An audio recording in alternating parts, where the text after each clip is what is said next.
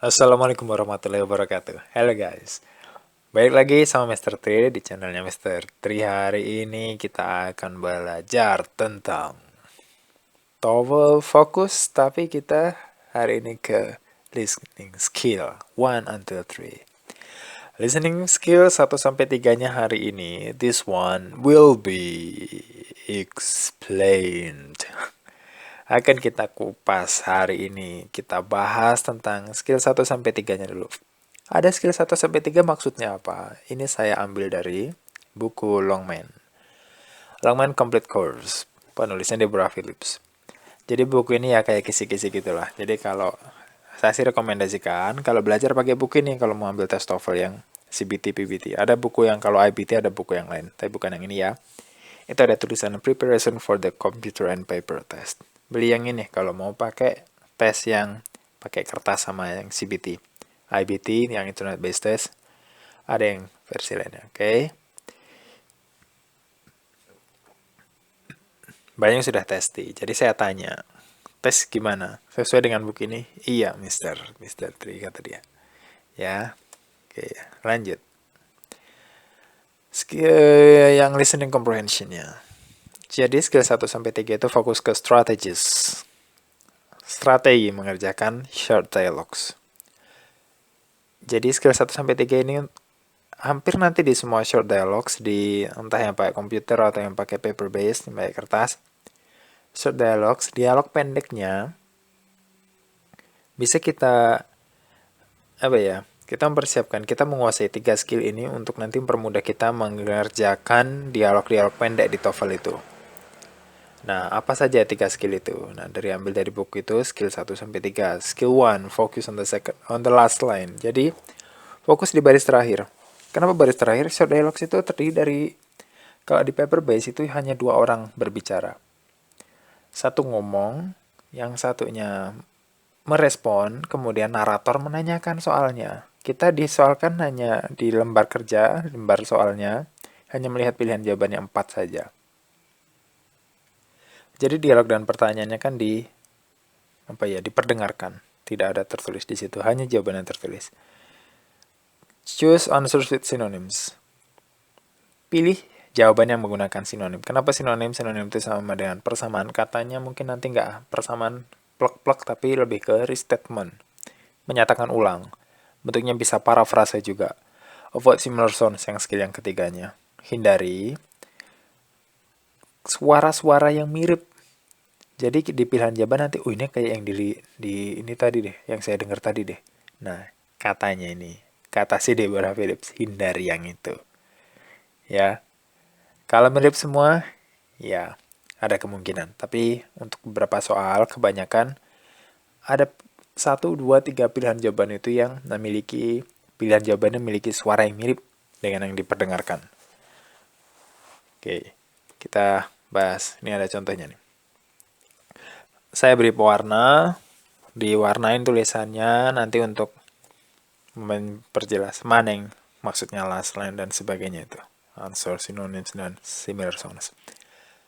Ini ada listening scriptnya tanpa suara dulu ya, untuk mempermudah dulu deh.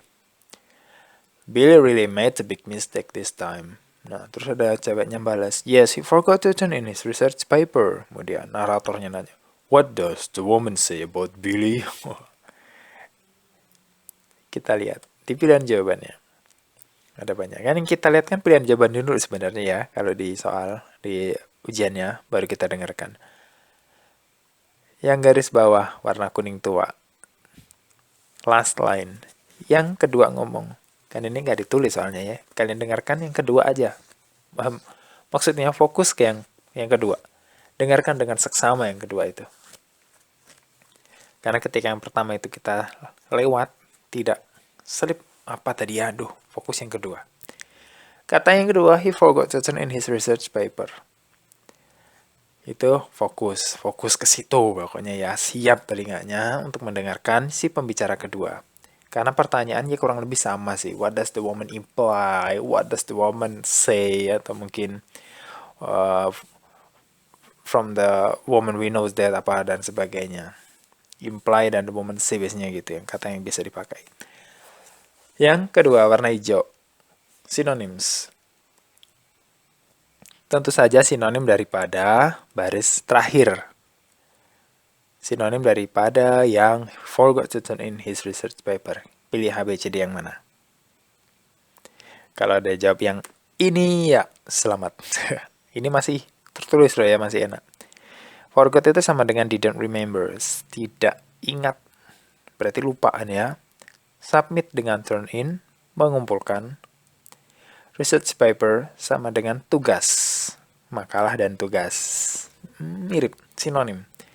Makanya bukan berarti plek-plekan, hanya menyatakan ulang. Restatement.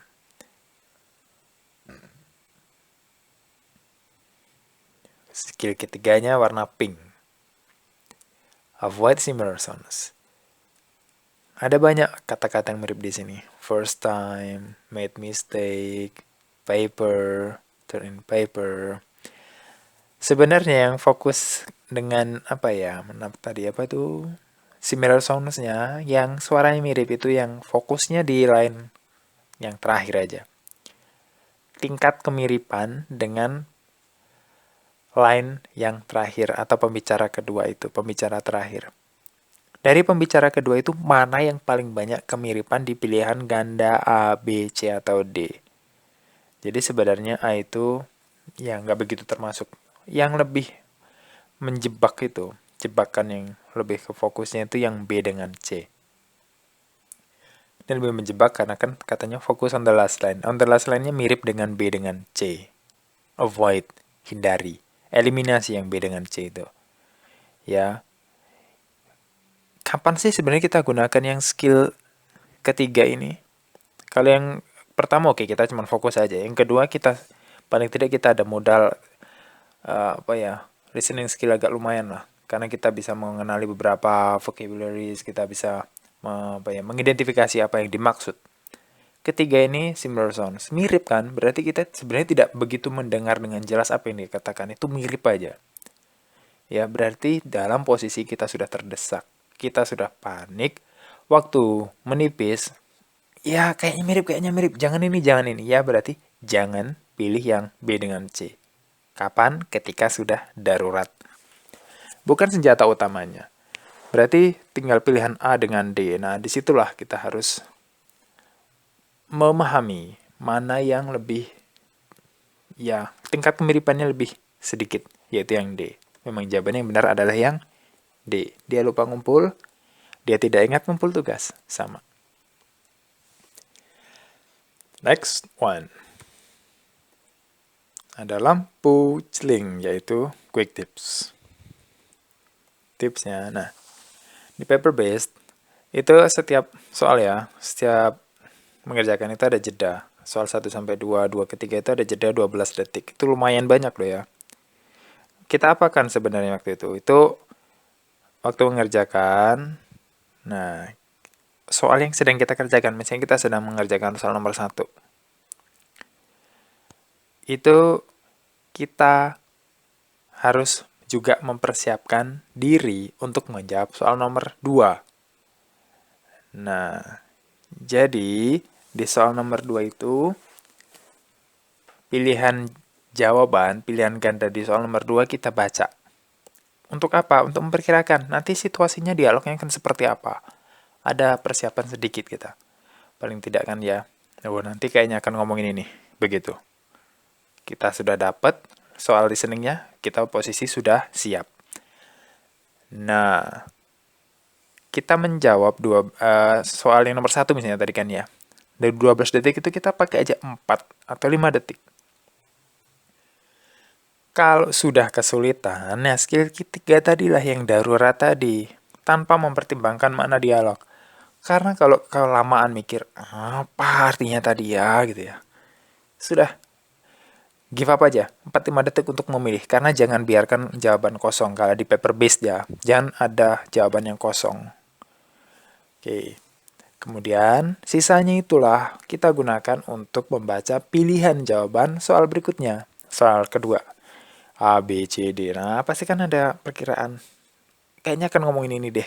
Kayaknya kan tentang ini. Misalnya ada kata profesor, ada kata kelas, oh ini kayaknya akan ada siswa antar siswa mungkin, kalau nggak antar guru gitu kan ya, ngomongin apa. Situasi itulah yang perlu kita, apa ya, perlu kita prediksi di awal, jadi kita akan ada kesiapan. Biasanya tuh ada kepanikan mengerjakan. Itu terjadi kalau 12 detik itu hanya digunakan untuk mengerjakan satu soal. Misalnya soal nomor 1 tuh, 12 detik jeda itu habis untuk memilih jawaban, mempertimbangkan jawaban yang benar soal nomor 1. Ya kalau udah kepepet, udah. Tembak aja, pakai 3 skill tadi. Yang fokusnya skill yang ketiganya aja sih, yang ini suaranya mirip, jangan ambil ini. Ya yang paling nggak mirip. Paling tidak kan misalnya ada 4 pilihan jawaban, yang 2 mirip, antara 2 itulah. Oke, jadi penting untuk kita alokasikan waktu itu. Ingat, manajemen waktu itu penting. Ya, secara umum dalam kehidupan sehari-hari pun ya. Di TOEFL ini 12 detik itu adalah waktu yang sangat berharga. Gunakan dengan baik-baik yang di paper based.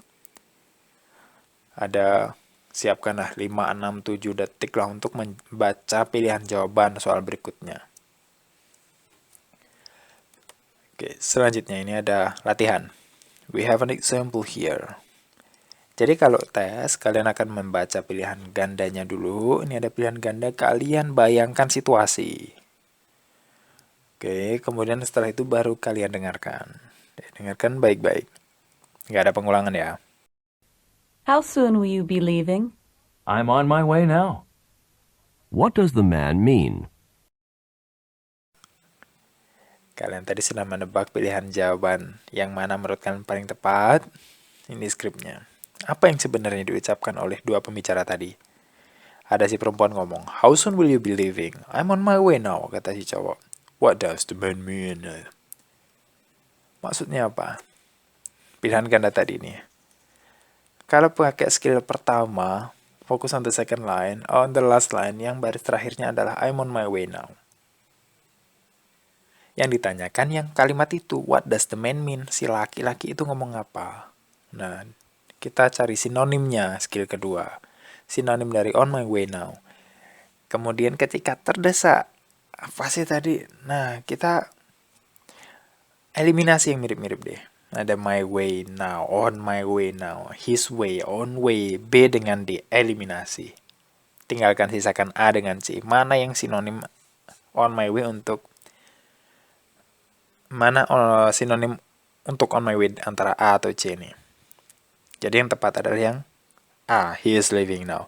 Dia sedang berangkat, dia sedang dalam perjalanan. Sama. Yang C, he will not be leaving soon. Dia nggak akan berangkat sekarang.